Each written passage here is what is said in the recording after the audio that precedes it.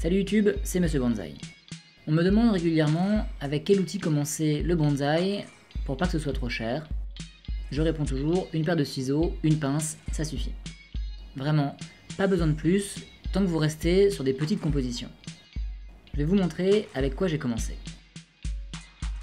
Voilà avec quel ciseau j'ai commencé. Un ciseau à peu près 10 € en grande surface, fait pour le jardinage, mais pas spécifiquement pour le bonsaï. Tant que ça coupe et que c'est assez fin pour accéder aux branches, c'est parfait. Deuxième élément, si vous voulez travailler un peu dans le détail, une pince. Avec une spatule, c'est toujours mieux pour travailler la terre et la mousse. Et dans l'absolu, une petite pince suffit.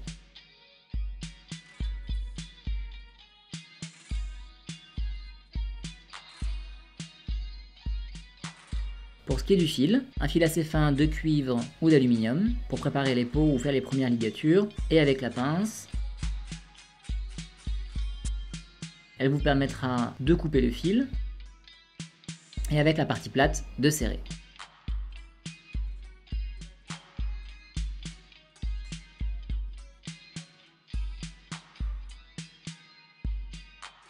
Pour commencer un peu les gros travaux, une petite scie, tout ce qu'il y a de plus basique. Maintenant, si vous voulez passer aux choses un peu plus sérieusement, il faut s'équiper. Non seulement les outils sont plus adaptés, mais ils participent aussi au plaisir que procure le fait de faire des bonsaïs. Voilà mon petit unboxing de mes nouveaux outils. Ces outils sont achetés au Japon, made in Japan, on va les détailler un par un. Bien sûr, avec des outils de cette qualité, une petite trousse est nécessaire. Voilà donc dans quoi je vais ranger mes nouveaux outils. Une fois déballé, ça donne ça.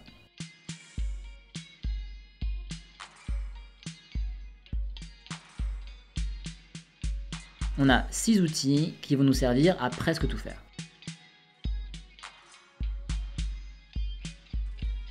Premièrement, le ciseau à bonsaï. J'ai choisi un ciseau assez standard qui peut servir à toutes les tâches. Il va nous servir à couper les petites et moyennes branches et tailler les racines.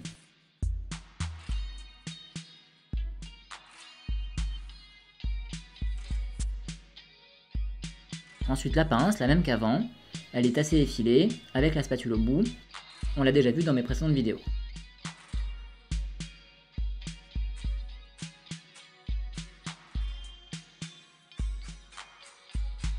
Ensuite, une pince coupe-fil, adaptée à un fil jusqu'à 2 mm. Avec la taille de mes compositions, j'utilise rarement au-dessus. C'est aussi une pince qui, contrairement à la pince de bricolage, n'est composée que d'une lame et qui permet d'accéder donc plus facilement au fil lorsqu'il est déjà positionné. Avec cette pince, les coupures sont nettes, ce qui vous évitera de vous griffer.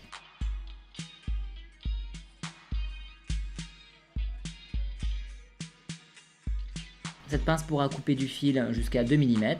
Si vous avez besoin de couper quelque chose de plus gros, il faudra alors opter pour une pince un peu plus grande.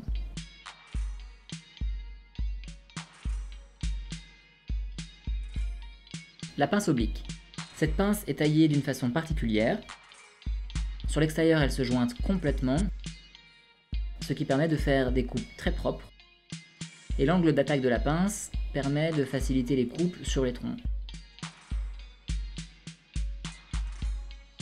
En taillant de manière successive, on pourra faire des coupes propres et nettes.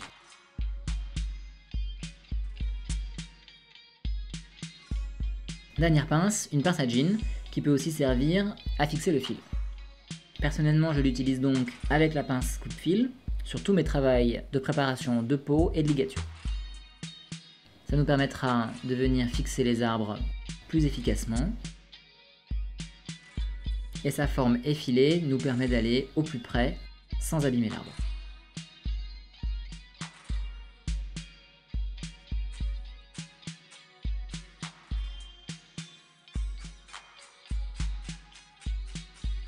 Elle est bien formée, c'est très pratique et tient bien dans la main.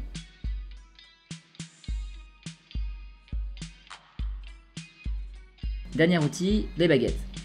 Elles sont indispensables lors d'un rempotage pour faire passer toute la terre sous les racines et ne pas laisser de poche d'air. aussi pour placer la mousse dans des endroits un peu délicats. Voilà donc 6 outils qui vous permettront de monter en niveau et gagner en précision. Pour toutes ces pinces et équipements, je vous mets des liens dans la description pour pouvoir vous les procurer. En dehors des pinces et ciseaux, quelques autres outils essentiels. Vous l'avez vu à chaque fois, des verseurs de différentes tailles selon les compositions, qui vous permettront d'aller déposer la terre au bon endroit.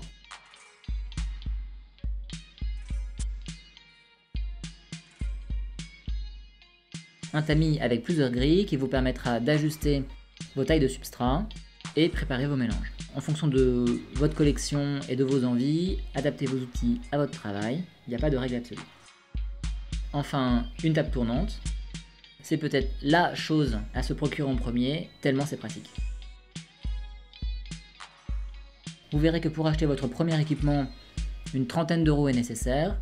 Pour ce qui est du kit complet avancé, il faudra avoir un budget autour de 200 euros. J'espère que cette vidéo vous a plu. N'hésitez pas à liker, partager et à vous abonner. Je reviens bientôt avec de nouvelles compositions. A bientôt!